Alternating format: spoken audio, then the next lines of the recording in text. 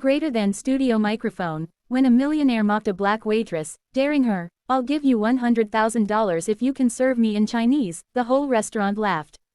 But when she opened her mouth and spoke 9 languages fluently, the laughter froze, and what happened next made global headlines. Before we dive into this unbelievable story of pride, pain, and power, smash that subscribe button, hit the bell icon, and let's uncover how one woman's intelligence humbled arrogance and changed lives forever. It was a stormy Friday evening in downtown Chicago. The city lights shimmered against wet streets, the rumble of thunder echoing like the growl of a restless sky.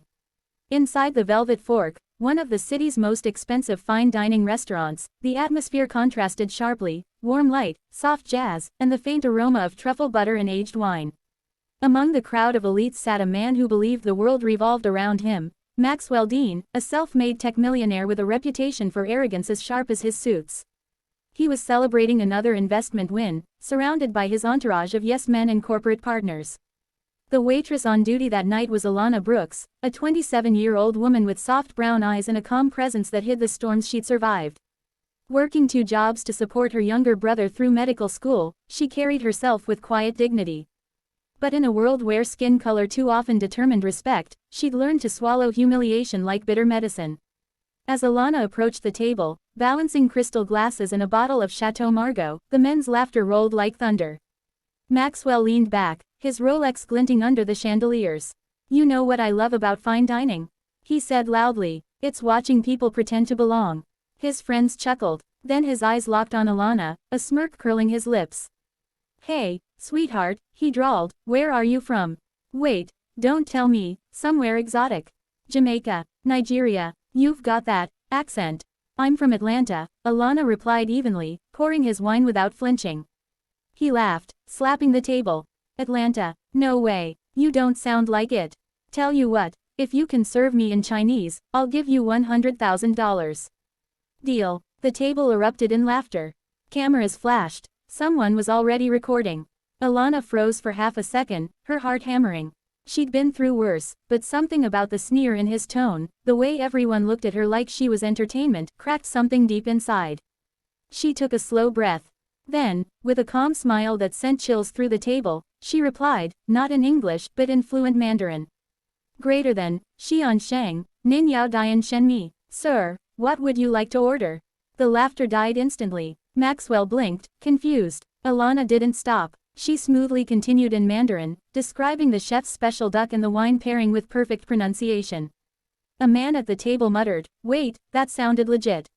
Then Maxwell tried to laugh it off. Okay, maybe you rehearsed that. Big deal." Alana set down his wine, looked him dead in the eyes, and switched languages, this time to French, describing the ingredients with Parisian fluency. Then to Spanish, Arabic, Russian, and Japanese, each one perfect, crisp, and confident. By the time she reached her 9th, Swahili, the restaurant had fallen silent. Maxwell's grin had vanished. The video camera that one of his friends had jokingly turned on was still rolling, capturing every second of it. And what no one realized was that clip would soon explode across the internet. But that was just the beginning. Because Alana wasn't just a waitress, she was something far greater. When Alana clocked out that night, she didn't feel powerful. She felt tired. The adrenaline was wearing off, and all she wanted was a shower and sleep. She didn't even think much about the millionaire's humiliation. She'd seen men like him her entire life, men who wore wealth like armor but used it as a weapon. But when she woke up the next morning, her phone was buzzing uncontrollably. Dozens of messages, notifications, missed calls. "Girl, you're viral," texted her best friend, Jada. Confused, Alana opened her social media, and froze. The video of her speaking 9 languages had been uploaded with the caption. Meanwhile, Maxwell was being roasted online, memes, parodies, hashtags mocking his arrogance. His PR team scrambled, issuing statements about misunderstanding and good humor, but the internet wasn't buying it. Sponsors began backing out. As for Alana, her quiet life was flipped upside down. Journalists wanted her story. Linguistic institutes reached out. She got calls from universities, foreign ministries, even the UN language department. But beneath the viral fame was a story no one knew. Alana had learned her languages out of survival. Her mother, Cynthia Brooks, had been a linguist and humanitarian who traveled the world for aid missions. Alana had grown up across continents: Kenya, Japan, Brazil, France. Her father, a U.S. soldier, had died in active duty when she was 8, and her mother raised her alone, teaching her that language is power, the bridge between worlds. When Cynthia passed away suddenly from illness when Alana was 17, she and her little brother, Malik, were left with nothing but debt and memories. Alana dropped out of college to work, doing whatever it took to keep Malik in school. She never bragged about her skills. Never expected anything from anyone. So when the world suddenly crowned her a genius waitress, she didn't know how to feel. Until she received a message from someone unexpected. The message came from Maxwell himself. Greater than, meet me. I owe you a debt. Alana almost deleted it, but something told her this wasn't just about an apology. They met at the same restaurant, a week later. The city was buzzing with her name, and paparazzi lurked outside. But inside, it was just the two of them at a quiet corner table. Maxwell looked different, less polished, more human. He didn't speak at first. Then he slid an envelope across the table. Inside is $100,000, he said simply. I meant what I said that night. You earned it. Alana didn't touch it. I didn't do it for money, she said. He nodded slowly. I know. That's why you deserve more than that. Then he told her the truth. Maxwell hadn't always been a millionaire. He'd grown up in poverty, raised by a single mother who cleaned houses. But in his climb to success, he'd buried that part of himself, ashamed of it. When I saw you, he admitted, it reminded me of who I used to be, and how far I've drifted from being grateful. He paused, eyes glassy. That night, you didn't just embarrass me, you woke me up. Maxwell offered something else, a partnership. He was launching a global education foundation, and he wanted Alana to lead a language scholarship for underprivileged kids worldwide. I want to fund thousands of students, to give them the gift you have. Alana hesitated. She'd been burned by promises before. But when she saw the sincerity in his eyes, she agreed, with one condition: she'd control the program, and every dollar would go to real students. Months later, the Brooks Dean Foundation for Language Equality was born. It provided free online language learning programs for kids in Africa, Asia, and poor American neighborhoods. Within a year, tens of thousands were enrolled. Maxwell's reputation transformed, not through PR tricks, but through genuine redemption. And Alana, she became an international advocate, speaking at conferences, teaching that language breaks barriers of color, class, and culture. But one moment remained the most powerful. During an event at the United Nations, a journalist asked, Alana, after all that's happened, do you forgive him? She smiled softly. Forgiveness isn't about excusing the past. It's about building a future where we don't repeat it. The audience rose in a standing ovation.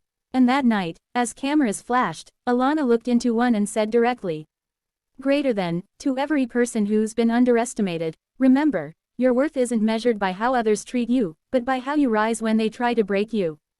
Greater than studio microphone. If this story moved you, imagine how many others need to hear it. Hit that subscribe button, share this video, and let's remind the world, respect has no color, no class, no limit.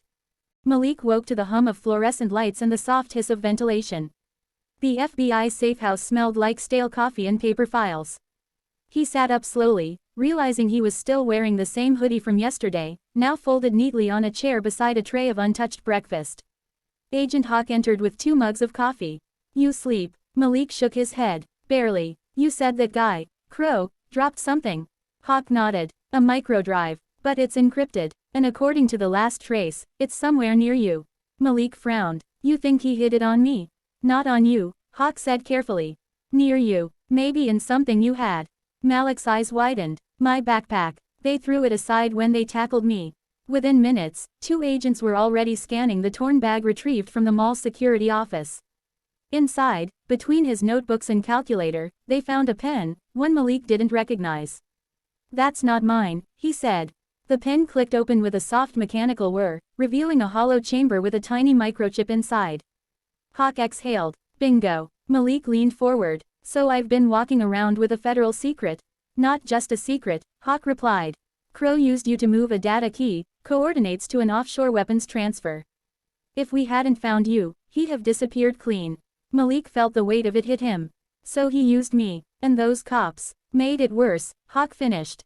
But listen, Malik, you're not out of this yet. Crow knows who you are now. And he's not the type to leave loose ends. That evening, while agents worked in a room full of monitors, Malik sat by the window. The safe house was quiet, but his mind wasn't. He kept replaying that moment, the cop's knee on his shoulder, the sound of people gasping, and then the instant shift when the FBI arrived. He whispered to himself, they saw a criminal before they saw a person. Behind him, Hawk stepped in quietly. You're not wrong, he said. But you handled yourself better than most adults would've.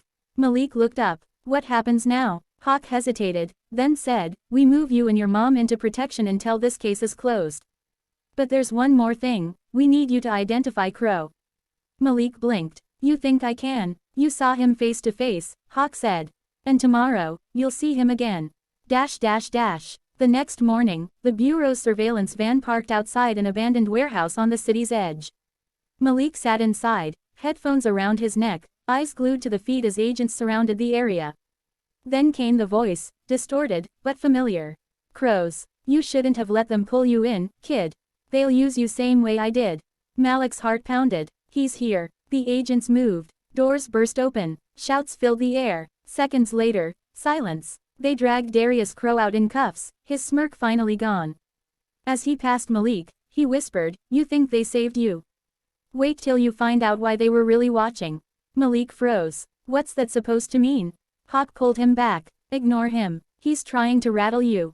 But Malik couldn't shake it. That question burned through his mind like a fuse. That night, when everyone had left, Malik slipped into Hawk's office. On the desk lay an open folder, Project Ivory, subject, M. Johnson. His own name. His photo. Dated 2 months before the mall incident. He whispered, they were watching me before it even happened. The folder trembled in Malik's hands. His photo was stamped with the words, subject, potential recruit, Operation Ivory. Below it, lines of typed notes. Greater than, observed, exceptional pattern recognition, academic distinction, ethical resilience under social pressure. Recommended for field evaluation via staged encounter. His chest tightened. Staged encounter. He whispered aloud, they planned it.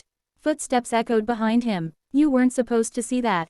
Malik turned. Agent Hawk stood in the doorway. No coffee this time, no calm expression, just exhaustion and regret. What is this? Malik demanded, holding up the file. What do you mean, staged encounter? That tackle, all of that was real. I could have been killed. Hawk sighed. It wasn't supposed to happen like that. We set up an observation scenario. We wanted to see how a civilian with your background would react under stress, if you'd stay rational, cooperative, alert. So I was an experiment. Malik's voice cracked. Not an experiment, Hawk said quietly. A test. You have natural instincts, Malik. The Bureau's been running a pilot to identify young talent from communities that usually never get considered. You fit the profile perfectly. Malik slammed the file shut. You watched me get assaulted to test me. You let them throw me on the floor for data. Hawk flinched. We didn't expect local police to interfere that fast. Crow was supposed to stage a theft near you, not collide with you. Things went sideways.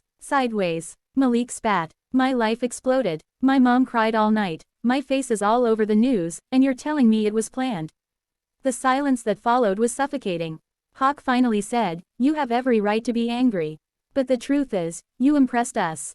Your composure, your courage, even when you thought you were in danger. That's why we intervened. That's why I personally took you under protection. Malik shook his head slowly. You didn't protect me. You used me. He stormed past Hawk, but the agent's voice followed him. Malik, you can walk out, or you can take what you've learned and change how this system works from the inside. Outside the safe house, the night air cut through him like glass. Every truth he thought he knew about the last 48 hours had shattered. Tyrell called again. Bro, you alive? They're saying on the news the FBI had you in some witness program. What's going on? Malik hesitated. You ever feel like you're in somebody else's movie, man? Tyrell laughed nervously. Always. Why? Because I just found out I wasn't the main character, I was the test. The next day, Malik and his mother sat in a small FBI conference room. Denise looked weary but fierce. My son doesn't belong in your files, she said firmly. He belongs in college. Hawk slid an envelope across the table. Then let us help. Full scholarship. Federal sponsorship. You'll have access to any program you choose. Consider it a form of restitution. Denise eyed the envelope like it was a snake. Restitution doesn't erase what they did to him. Malik stood, voice steady. I'll take it, but not because of you. Because I'm gonna use what you gave me to build something that actually protects people like me, not trap them. For the first time, Hawk smiled faintly. That's exactly why we picked you. Weeks passed. The video of the mall tackle hit 50 million views. Hashtags exploded.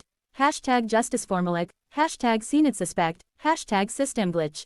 Public outrage forced an investigation into the officers involved. One resigned, the other apologized publicly. But Malik stayed quiet. No interviews, no press. He focused on something bigger, coding. He built a small digital watchdog platform with Tyrell called Glassline. It tracked cases of public profiling and linked victims to real-time legal aid. Within months, it went viral. Universities called, nonprofits offered funding, even the Bureau, quietly, sent a message of congratulations.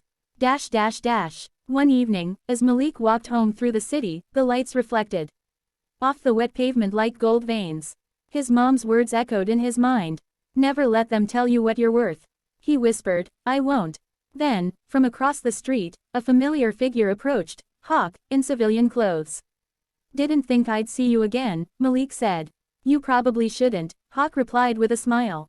But I wanted to tell you, Crow took a deal. He gave us everything. You helped take down 3 smuggling networks. Not bad for a high school senior. Malik smirked. Guess your test subject passed, huh? Hawk extended a hand. More than passed. If you ever want to wear the badge for real, call me. Malik stared at the hand, then shook it. Maybe someday. But for now, I'll build my own kind of justice.